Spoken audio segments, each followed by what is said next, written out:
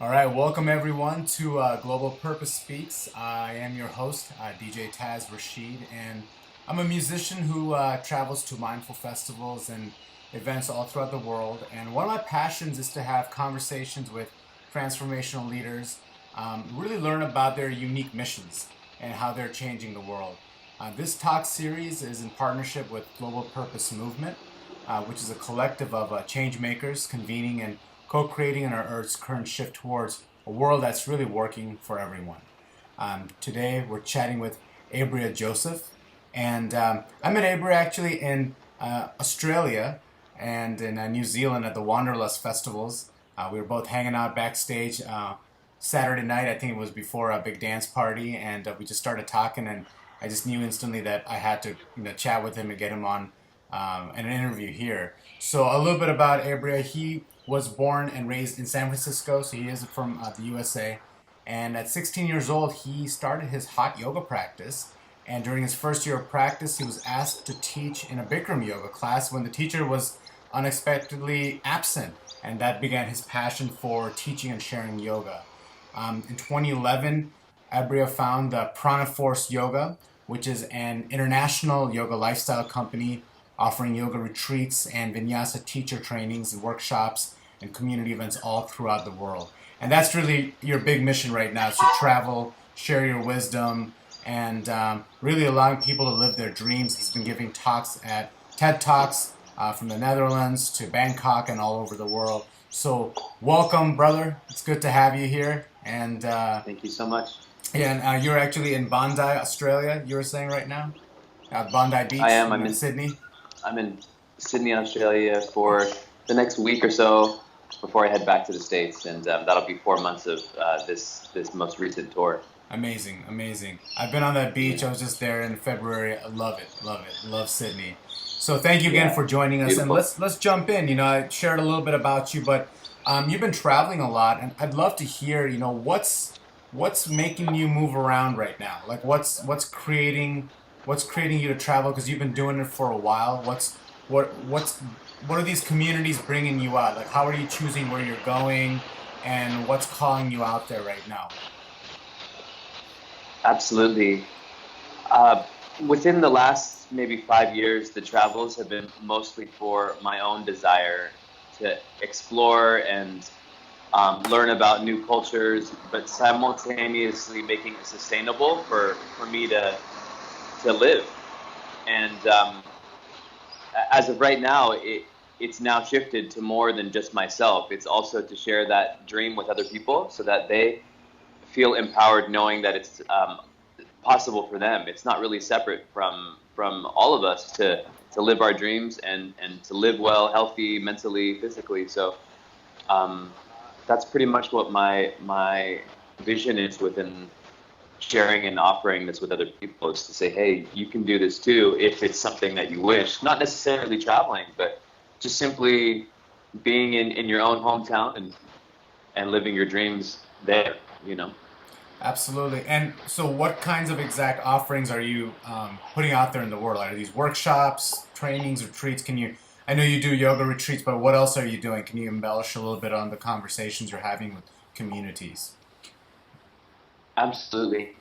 The biggest thing that I've seen now more than ever, and DJ Taz, you're in that similar lifestyle, is bringing people back to play, to dance, to sing, to create art, music, uh, community, whatever that is. So, in particular, right now, it's been more this instrument that I've been playing called the handpan, Yeah, and it's been an incredible sound healing instrument, not just for myself, but for other people. So that's pretty much what my main focus is as of now, so that I can really, um, I'm completely fulfilled within it as well. So sharing sound healings, whether that's just in a yoga class at the end or opening up a guided meditation, um, you don't really have to actually speak when you're listening and feeling music, because it's a communication that goes beyond words. Um, and yeah, dropping into beautiful locations always helps. So the environment that we set ourselves in, whether it's in the jungle or along a beach or a mountaintop, is just as empowering as the setting of our home. And when you walk into your house and kind of talking about, you know, how we can really create this so that we're constantly seeing what we desire in our life as opposed to, other people's influences. Yeah. And or society's idea of, hey, this is what you should do. If that inspires people, then great. But I mean, overall, the workshops lead to empowering people, maybe to come from workshops or classes into yoga retreats. Those yoga retreats or workshops then lead into teacher trainings or maybe an incredible festival, like Bali Spirit, where we also met down there. Yeah, that's right.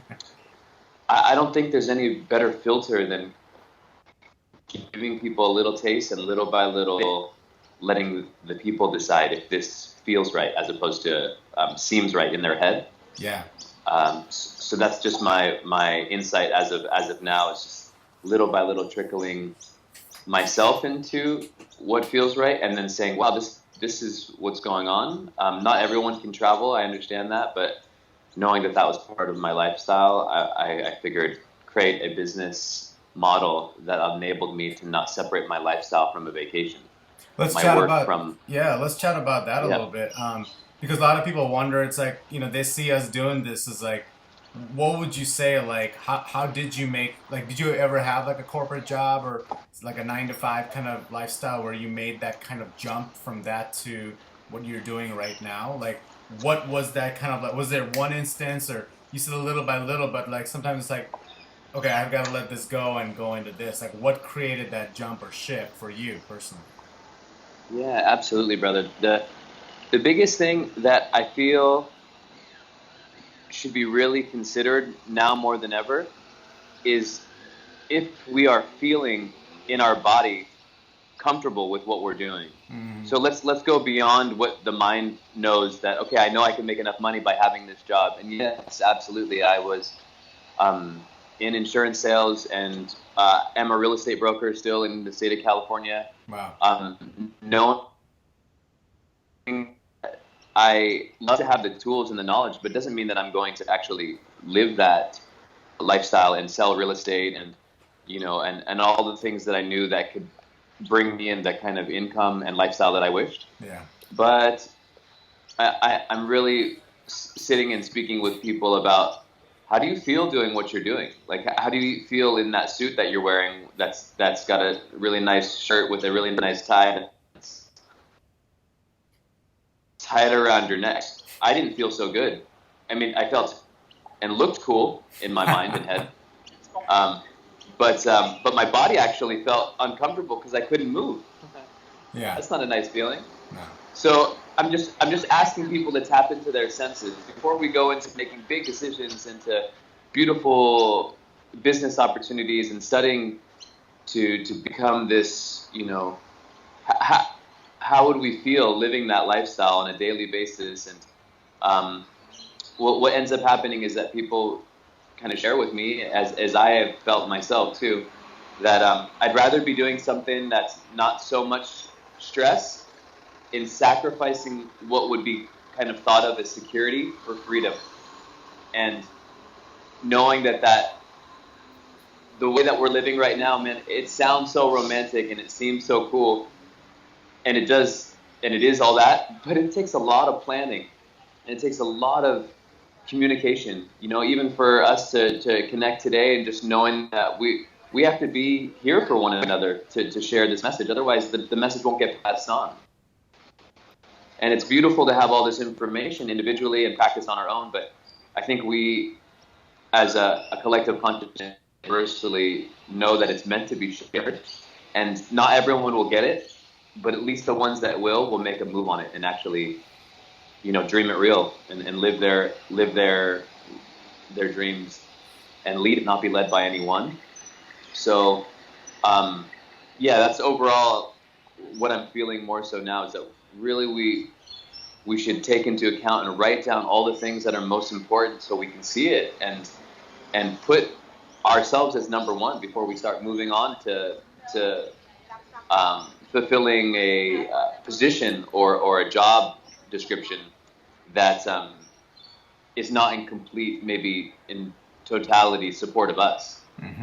It's just something that I was like, man, if I'm going to work for myself, then it'll show, and my results will show. Everywhere that I go will show. Yeah. The efforts. So the efforts. I personally think the efforts are very important. We need to show up to what we're being called to do and what we really desire to be here in this world. Absolutely. In your process, and it's a creative process, wouldn't you say? Like, it's a very creative process individually. Did you have? I know you're a mindful individual and a spiritual man. Do you have any kind of a deep process that you would say that you personally practiced of you communing with like nature or God or spirit, like that? Is there a process for that? And for you, how do you work with that in the creative process, especially for the life you're creating? Yeah, that's a great question, bro. I honestly, every moment is the creative process. Like, just sitting here and thinking about that was like, wow, I'm speaking to you about this moment and how powerful this moment is. And the only way that I can embrace that in regards to like forecasting and living our dreams, for example, I'm thinking way ahead. But it's only now that I can actually do something about that. So what I meant by like grabbing that pen or singing a song or just speaking to someone, it's like that's really, that's how I kind of sit and meditate. It could be with a group of people. It could be playing this handpan as a sound healing instrument that really brings me into the moment. What I found is that all of the creativity doesn't always have to be seated in a meditative seated position. Like in a cave, it's like, on a mountain. yeah, and all that sounds again really beautiful and looks like the part. But the reality is that all these ancient teachings that we know of in the yoga philosophies, ancient texts and so on and so forth, show and share a really kind of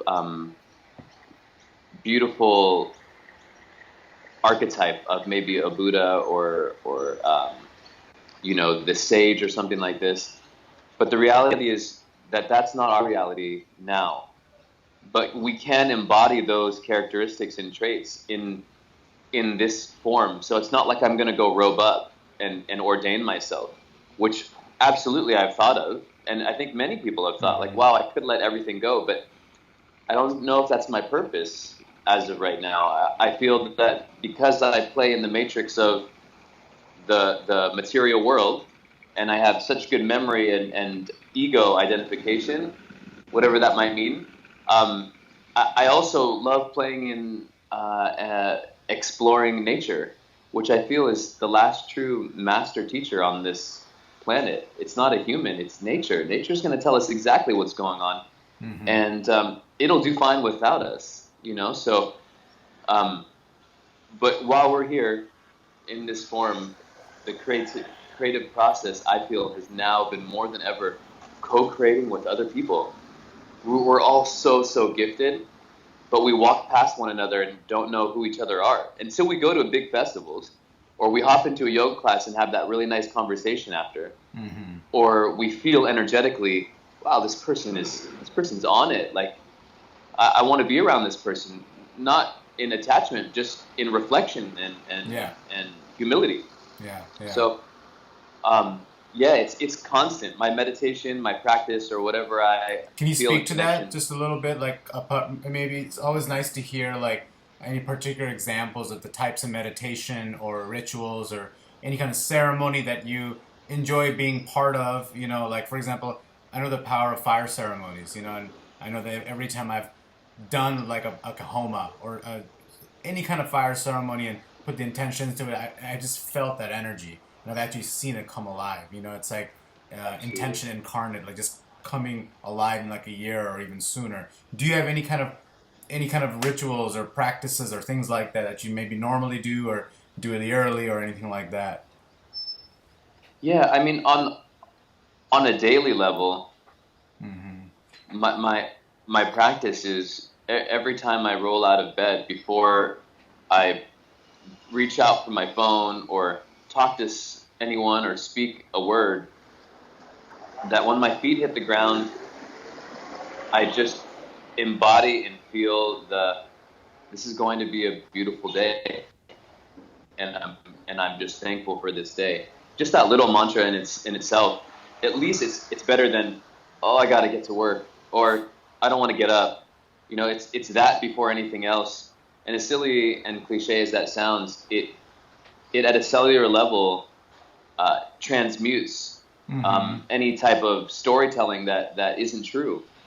Because I can start the whole day off and have a funny story, and that I might have started off with the night before or whatnot. But it's like a seed. depends. It's like a seed of energy that you're just for the day, or whatever, and that'll kind of blossom throughout the day. It's like, I guess it is true, like how people say, woke up on the wrong side of the bed, and then your whole day is kind of like that energy. It's like, yeah, that's the seed you planted, or you wake up with like feeling positive and, you know, an attitude of gratitude or whatever it is, you know. Yeah. Wow, that's great. Now, do you? So I know you've been playing your handpan. You spoke about that a little bit. Can you share a little bit about your musical journey right now? You know, I know you just recorded an album, so I'm sure we'll be hearing that soon. That's awesome. I personally want to hear that. And like, what gave you the energy to tap more into that personal creative? Because, you know, we can go to many creative energies and creative different like lifestyles. Like, what caused you to go more into that field, you know? And what's driving you in that? Is it just that feeling you get when you're playing up there? Is it the crowd? Is it supporting the teacher? Like, what is it? Is it you know, like, what's the particular area of that that's really drawing your heart more towards it? Yeah, wow. This instrument I've been offered and found, and it found me within the last maybe year and a half that I've been playing. And it's interesting because it wasn't so much something that I knew right away. It was like okay, let me inquire about this instrument, because they're not really easily accessible. They're quite expensive for a really good sound sculpture. But all of the stories and the ideas that were put out there of, you know, oh, there's long waiting lists and this and that, and it's just, I just kind of really believe that story is not my story. That's a story too. Yeah, it's so true. It's just like you want it, you're gonna get it somehow. Yeah. Yeah, it's like, take it easy on your story. I love hearing your story, but that's just not my story, and please don't pass that story on to me. Yeah. That, and just in that itself, when it came, the connection was more about, you know, the connection, as opposed to like, I'm going to be a really good player, and I'm going to travel the world with this. I didn't know what was going to happen, really. But the sound and the playing of the instrument, really, it played me. It's not really I'm playing it. It's kind of, it's a vehicle, you know? What drew me to continue and kind of share it was that as soon as I got one in my hands, I thought, I have to play this in a class immediately. Because if I don't, I'm going to just sit there trying and waiting to get good at this, which could take forever. I mean, it could take longer than I had assumed or wanted it to. So, yeah, it was so meditative. You just jumped into the creative fire right away. Yeah, and immediately got expedited directly to all these incredible musicians and artists that I would have never thought of even meeting. It's kind of like if you've ever had a motorcycle or riding down the road, and on the opposite lane or opposite side of the road, if a bike sees you on another bike, you naturally just wave. Yeah. You might have a totally different religion or background. You can't see even what that person looks like. Jeep people do that too. Jeep. Yeah. I rented a Jeep once, a Jeep Cherokee, and I was driving and all these Jeeps. I was like, what is this club, man? Yeah, it was a total club. Well, when I was younger and I was in the real estate flow and all that, I used to have a 911 Porsche, and it was the same vibe, where I was like, I am in the Porsche Club. And the ego just boosted up there Oh yeah. to the point where I was like, it was more about that, the enjoying and the excitement of having camaraderie. Yeah. Who cares what the vehicle is? It's the connection. Yeah. And that was really beautiful for me, because the instrument helped me and helped me just kind of tune in to sound. Yeah. My senses have increased for sure, just being able to touch something so Absolutely. delicately. Yeah. When at first I was kind of banging on it, didn't know how gentle one could be. Yeah. No, Yeah. I'm a hand drummer, so whenever I get one of those instruments, I'm like in love, and I know one day I will, have the honor of working with one, on a full-time basis, but that time has yet to come. But I love that instrument, so thank you for playing it and gracing us all. Can you give me an example, because you've been collaborating with a lot of teachers and different events? Can you give me an example of when a collaboration with others resulted in something that's like exponentially greater than what you could have expected, or just something that just blew your mind, one thing that comes into your mind right now? Yeah, I think the biggest is just the visit into Bali just recently. And Wanderlust, the first weekend, I had met a beautiful brother in New Zealand named Tane, who's Maori. Oh yeah, he was a dancer. And and we had met at a studio called East West in Auckland, and our beautiful friend Nikki that runs and shares these Bikram yoga, hot yoga, Vinyasa, yin. And I did a workshop there, and Tane took the class, and it was that connection that brought me straight to Wanderlust as we drove together down to the festival. And I was immediately introduced to Duncan and all these great people and playing on the main stage, and that was like, wait a second, I just started playing. And it was kind of like that little bit of doubt of, who am I to be playing with all these people? But it's a story. The thing is, it's a story, and the reality that we as students that are maybe practicing with our favorite teacher or something have to also remember that if we weren't in that room, that teacher would just be on their own. So we're part of that environment. Part of it. So being able to play with these artists and meeting incredible DJs as yourself, and that I'm gonna we'll eventually create some incredible music together. Not only is it powerful to do on recording, but live it's like unbelievable. Opportunities that open up, and that was just from an instrument that literally was like, it's like an adapter. It's an adapter to other people, because I can be sitting in an airport, sitting on the side of the street, and people will just start pouring in and come up. And so it's a medium not only to share in sound, but it opens space for people to speak and talk to one another, which isn't normal when people are head down on their phones walking down the street. And I get it, I do it once in a while too, but it's like trying to figure out what city I'm in and how to get to the next bus, or get me to the water or something. Yeah. Speaking of, that's amazing. And speaking of heading to the next bus, like, what's your next? What's next for you? Like, do you have a big project or something you're working on right now? What's in the horizon? Yeah, well, one of the things for this coming months is I'm about to travel and tour Europe and do a few months in Europe. Europe? I used to live in Rome. Yeah, in Italy. I lived in Rome and taught yoga there, as well as in Holland. So both of those countries are really affluent in handpan players. Yeah. And so this whole world and community of handpan players that have been around since 2000, so just now a little over 15 years, have been really kind of pioneering and setting the tone.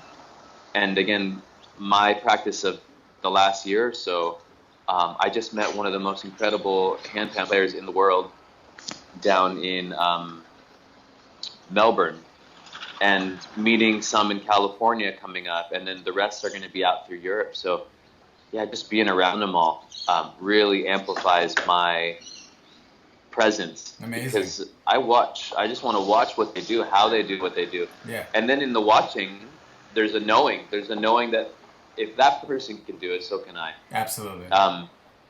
And so I think that's what we're living as a practice, which is, you know, always up and down, but people see that we're traveling and being able to kind of shift back home and still continue our flow. It's really inspiring a lot of people. So I get back to San Francisco next week. I'll be in Hawaii for a couple weeks, looking for some space to create. And maybe 2017, late 2017, I'll be also in the alchemy of building these handpans with some close guidance. Yeah, with some close You fall guidance. in love with it, man. That sounds great. Yeah, I mean, it's like I never thought I would ever, you know, be doing what I've shared so far. So I figure the best way to really feel it is to create it from, you know, material. So what's the best way for people to like stay in touch with you or find out more information? You know, what are some, and we'll add the links on the interview, but what, you know, go ahead and tell us right now as well. Oh, sure. The best way to keep in touch is Facebook for now. Okay. I have our website is under construction. So Abria Joseph on Facebook, or Pranaforce Yoga Abria on Instagram. Great. Just letting things grow through that. And then pranaforceyoga.com will be reconstructed and launched live again within the next month or so. Okay. So that's a great way to keep in touch if people have any interest of workshops or classes. Absolutely. Yeah. Abria, thank you, brother, so much. I know you're a busy guy. Thank you so much, bro. Yeah, thank you for taking the time to meet with us today. And thank you, everyone, for joining another episode of Global Purpose Speaks. I am your host, DJ Taz Rashid, and this talk series is created in partnership with Global Purpose Movement, which is a collective of change makers convening and co-creating in the globe's current shift towards a world that's working for everyone. You can join the conversation at globalpurposemovement.com. And we'll see you next time. Namaste. Thank you.